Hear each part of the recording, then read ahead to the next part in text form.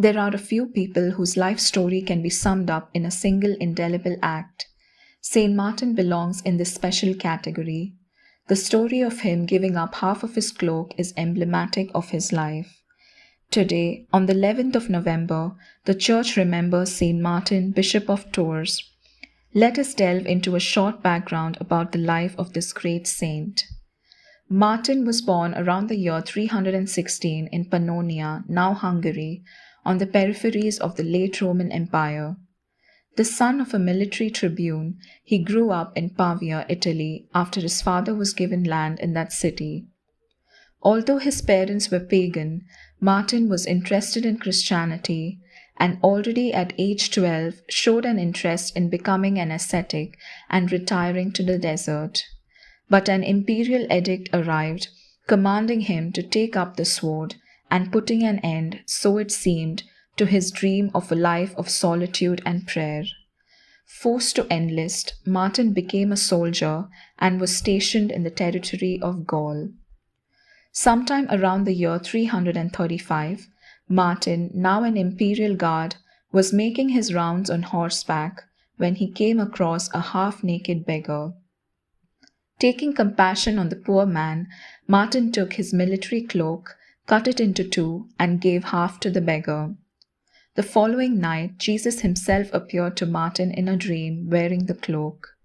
Addressing the angels who accompanied him, the Lord said, "Behold, here is Martin, an unbaptized Roman soldier. He has clothed me." The dream left a grave impression on the young soldier, and Martin was baptized the following Easter.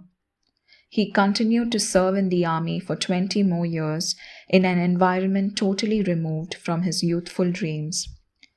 As soon as possible, Martin left the army and traveled to Poitiers to meet Hilary, the bishop, who was a firm adversary of the Arian heresy.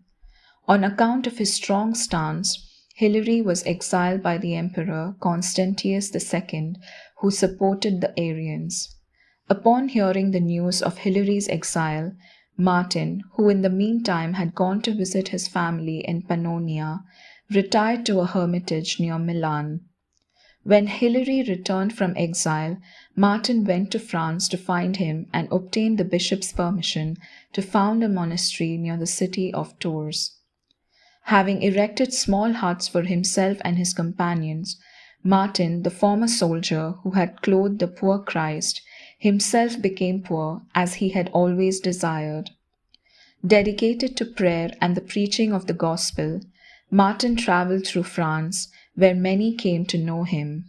His popularity led the people to choose him to be Bishop of Tours in 371.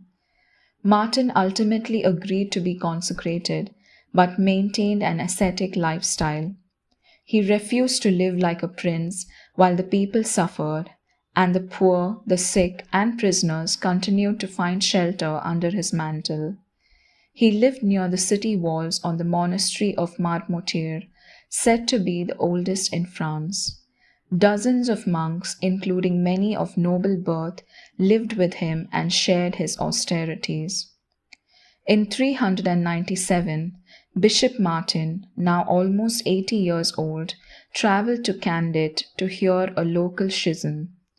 On account of his virtue and strong personality, he was able to restore peace, but before he was able to return home, he fell ill with a violent fever. He asked to be laid out on the bare earth and breathed his last before a great crowd. Having heard about the life of Saint Martin, let us strive to imitate his life of faith in our lives and all together say, Saint Martin, pray for us.